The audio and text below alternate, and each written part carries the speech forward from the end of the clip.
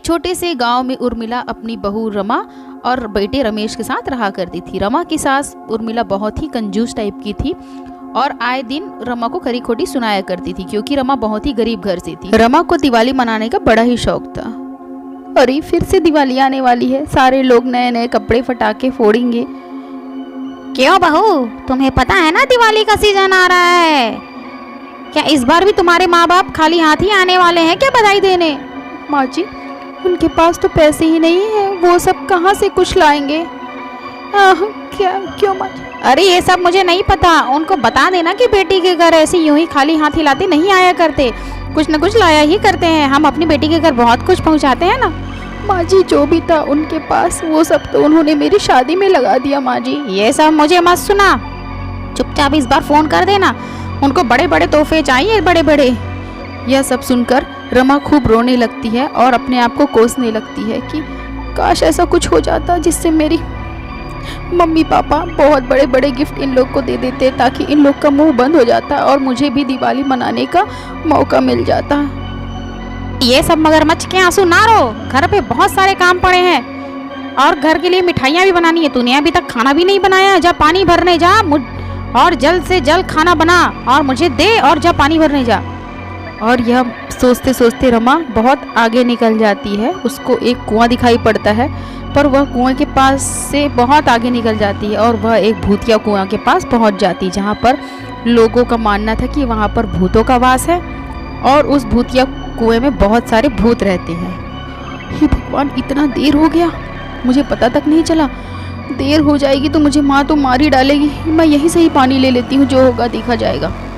ऐसा सोचकर रमा वहाँ पर जैसे ही अपना मटका ले जाती है और उसका मटका सीधे पानी में गिर जाता है और फिर वह डर जाती है। हे भगवान, मटका नहीं छूट गया मुझसे, आज तो माँ जी मेरी खाल ही उधेड़ देगी, मुझे तो बहुत डर लग रहा है। और वह किसी तरह से डंडे का जुगाड़ करके मटका को अपने पास लाने लगती है। आजा आजा मटका आजा। और इधर 3 बार आजा आजा सुनकर पानी का स्तर बहुत बढ़ता है और मटका उसका अपने आप ऊपर आ जाता है। उसके साथ साथ नीचे 3 भूत भी उसके साथ आ जाते हैं। उन भूतों को श्राप था कि जब तक उन्हें कोई 3 बार आजा आजा आजा कहकर नहीं पुकारेगा, वह इसी कुएं में कैद रहेंगे। चलो मटका में पानी तो भर गया, अब जाके सारे काम खत्म कर लेती हूँ और थोड़ी देर आराम कर लूँगी। ऐसा सोचकर रमा जाने ही लगती है और उसको यह पता नहीं रहता कि उसके साथ साथ 3 भूत भी उसके घर में जा रहे हैं। वह तीनों भूत रमा के पीछे पीछे चलने लगते हैं और बड़े खुश होते हैं। इस लड़की ने हमको आजाद किया। अरे कलमुही, इतनी देर लगती है पानी भरने में? तूने अभी तक खाना भी नहीं बनाया है? चल जा, मुझे खाना दे और सारे घर के काम कर। जी मामा जी करती हूँ। चल जा, और मिठाइयाँ भी तो बनानी है, सारे घर की सजावट भी करनी है, चल जा जल्दी जल्दी काम कर। रमा फटाफट से किचन में जाकर खाना बनाती है और अपनी सास को परोस देती है। उसके बाद किचन में जाकर फिर से वह सोचने लगती है, इतना सारा काम पड़ा है, पता नहीं कैसे होगा, मुझे मिठाइयाँ भी बनानी है। और ऐसा सोचते सोचते उसकी नींद लग जाती है और वह गहरी नींद में सो जाती है। अचानक से उसकी नींद खुलती है, वह बहुत डर जाती है, आज तो माँ जी मुझे मार ही डालेंगी। और सामने अपने 3 भूत को देखकर वह बहुत घबरा जाती है। भूत, तुम यहाँ कैसे आए? जाओ यहाँ से। तुम चिंता ना करो, तुमने हम तीनों को आजाद किया है, हम अच्छे भूत हैं। मुझे भूत से बहुत डर लगता है। तुम बेटी, तुमने हमें आजाद किया है, हर भूत खराब नहीं होते, हम तुम्हारी मदद करेंगे और हम तुम्हारे साथ दिवाली भी मनाएंगे। क्या तुम हमारे साथ दिवाली मनाओगी? हाँ हाँ, बिल्कुल मनाऊंगी मैं दिवाली, पर मेरे पास तो बहुत सारे काम पड़े हैं। माँ जी तो मैंने कुछ काम नहीं किया, माँ जी तो मुझे मार ही डालेगी। तुम चिंता ना करो, हम फटाफट सारा काम कर देते हैं। ऐसा कहकर भूत लोग उसके घर की पूरी तरह से सजावट एकदम अच्छे से कर देते हैं, मिठाइयाँ पकवान बना देते हैं और पूरा घर चकाचक एकदम साफ सुथरा जगमगाने लग जाता है। यह सब देखकर रमा भी सदमे में आ जाती है, लेकिन वह खुश भी होती है क्योंकि अब उसको कुछ मेहनत नहीं करनी पड़ रही है, सारी मेहनत वो भूत लोग ही कर दिए थे। अरे वाह, तुम लोगों ने तो सारा काम मेरा आसान कर दिया, मैं तो बहुत खुश हूँ। आज तो माँ जी बहुत खुश होने वाली है, हो सके मुझे वह इस बार दिवाली भी मनाने दे दे।